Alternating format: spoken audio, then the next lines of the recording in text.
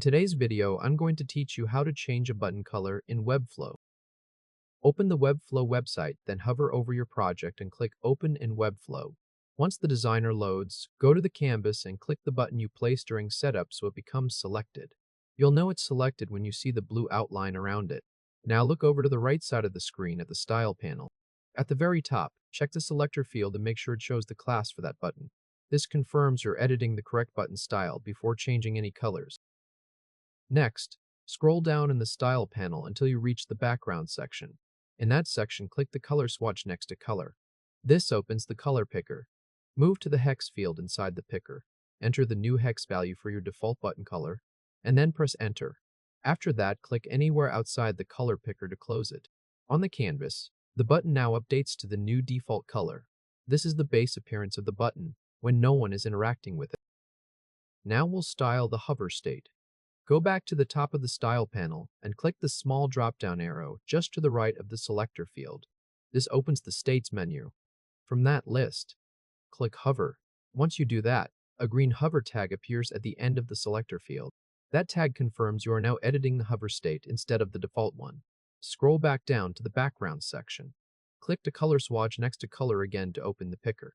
In the hex field, enter the hex value for the hover color, then press Enter. Close the picker by clicking outside it.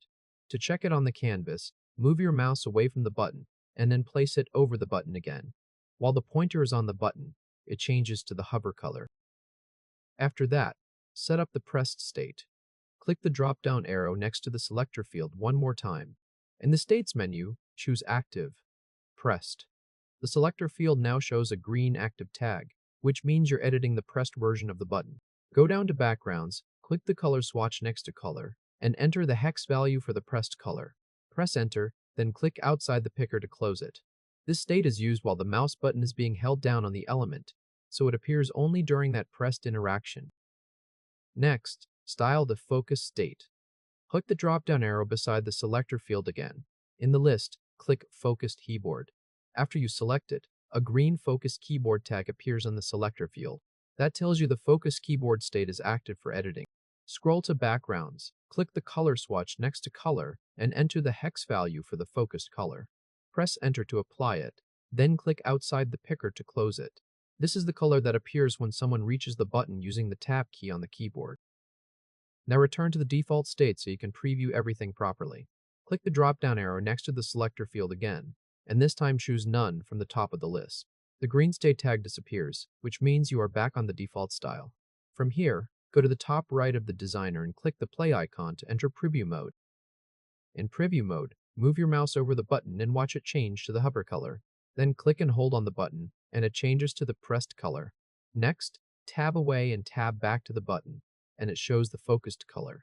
This lets you verify each interaction state directly in the preview. If this helped, hit like and subscribe for more quick tutorials. When you're done previewing, click the play icon again to exit preview mode.